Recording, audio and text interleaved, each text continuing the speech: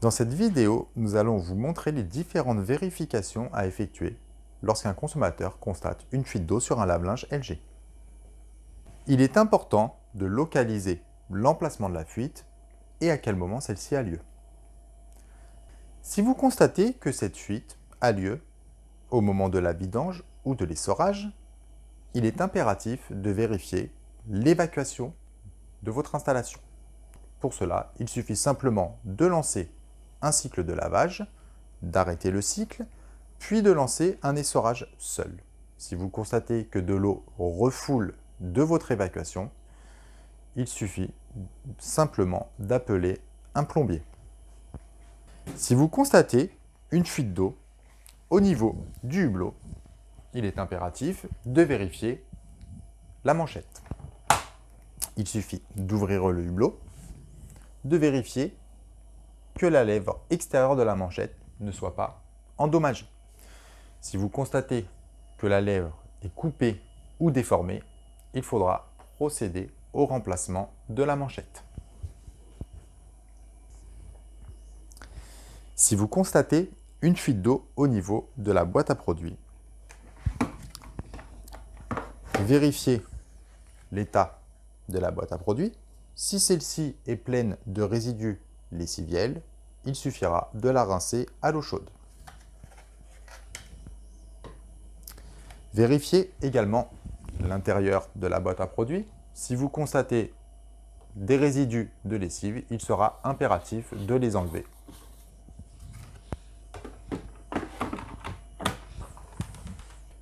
Une des causes les plus fréquentes des fuites d'eau au niveau de la boîte à produits est un défaut du joint qui se trouve derrière le bandeau. Je vais vous montrer comment y accéder. Donc, démontez le top de l'appareil à l'aide d'un tournevis cruciforme.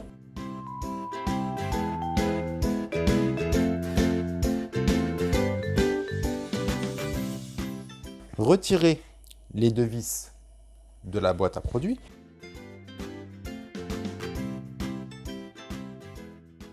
Retirez les deux vis qui se trouvent à l'arrière du bandeau. Les deux vis se trouvent ici et ici.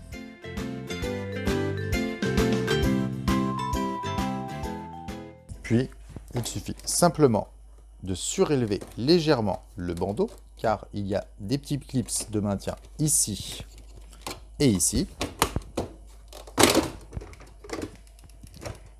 Débranchez le connecteur de la carte d'affichage, puis retirez le bandeau. Comme vous pouvez le voir, le joint d'étanchéité se trouve à cet endroit. Si vous constatez que le joint est abîmé, il suffira simplement de remplacer le bandeau de commande complet ou le joint d'étanchéité. Si vous constatez que la fuite d'eau est en partie supérieure, pensez à vérifier les deux durites des électrovannes qui se raccordent au distributeur. Si vous constatez que la fuite provient du distributeur ou de la durite qui va du distributeur à la cuve, il va falloir procéder à leur remplacement. Nous allons vous montrer comment faire. Pour remplacer le distributeur, il suffit simplement de déconnecter l'ensemble des durites,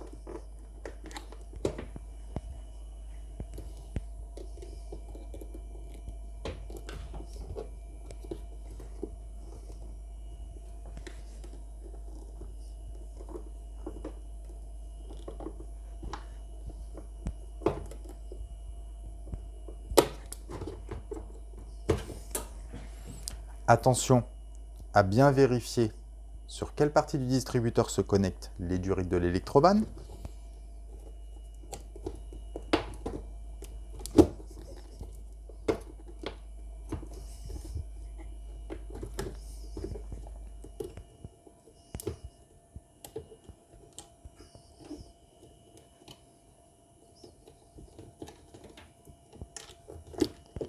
Puis de tirer le distributeur. Il suffit ensuite de déconnecter la durite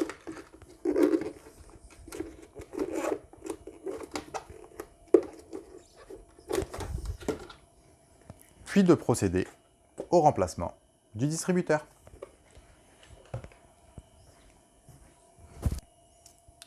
Si vous devez procéder au remplacement de la durite, il suffira simplement de déconnecter la durite sur la cuve, de la retirer, puis de la remplacer par une nouvelle durite. Si vous constatez une fuite par le dessous de l'appareil, il va falloir déterminer la localisation de cette fuite. Pour cela, il suffit de démonter le panneau arrière, de retirer les 4 vis,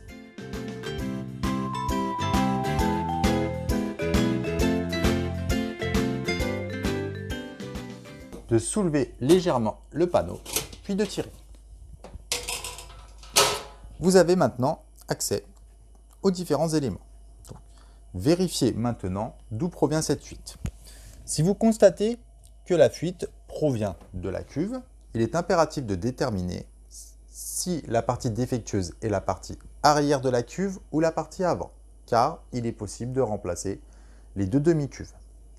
Vérifiez également que la résistance soit bien mise en place et que l'écrou soit bien serré.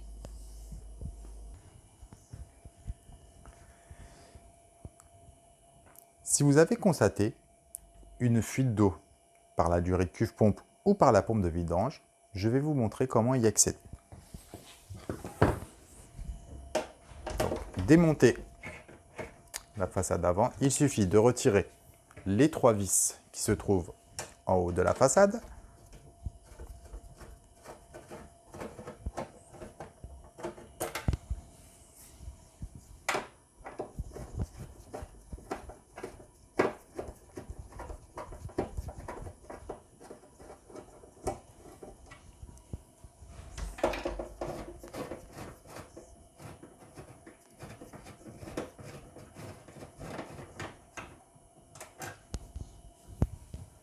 Ouvrir le hublot,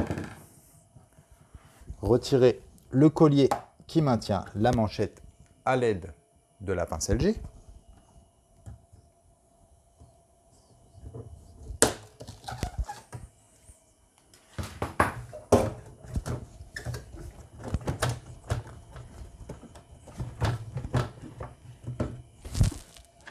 D'ouvrir la trappe de vidange, de dévisser la vis qui maintient le support en plastique à l'aide d'un tournevis plat, déboîter le support, puis retirer les 2 vis qui se trouvent en bas.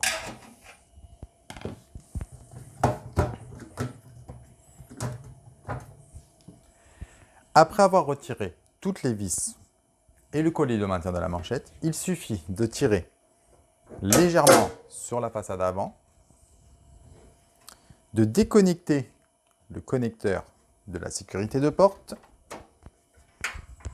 puis de tirer sur la façade avant pour l'enlever complètement. Si vous devez procéder au remplacement de la pompe de vidange, il suffira simplement de retirer les 3 vis, de retirer la pompe, puis de déconnecter la durite cuve-pompe et le tuyau de vidange pour procéder au remplacement. Si vous devez remplacer simplement la durite cuve-pompe, il suffira de déconnecter la durite au niveau de la pompe de vidange, puis de dévisser la durite au niveau de la cuve à l'aide d'un tournevis cruciforme. Si vous avez constaté un défaut de la manchette, il suffira simplement de déconnecter le petit tuyau, puis d'utiliser de nouveau la pince LG pour retirer le cerclage qui se trouve sur la cuve, de retirer la manchette, puis de mettre en place la nouvelle manchette en faisant attention à bien remettre le cerclage de la cuve. Si vous devez procéder au remplacement de la manchette, il suffira de déconnecter le petit tuyau noir, puis, à l'aide de la pince,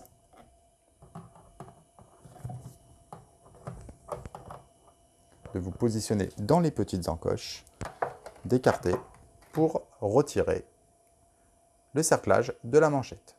Une fois que vous aurez procédé au remplacement de la manchette, il faudra bien penser à remettre en place ce tuyau et vérifier que celui-ci soit bien clipsé partout. Après avoir procédé au remontage dans le sens inverse du démontage, il suffira simplement de rebrancher l'appareil, puis de faire un essai et de vérifier que l'appareil ne fuit plus.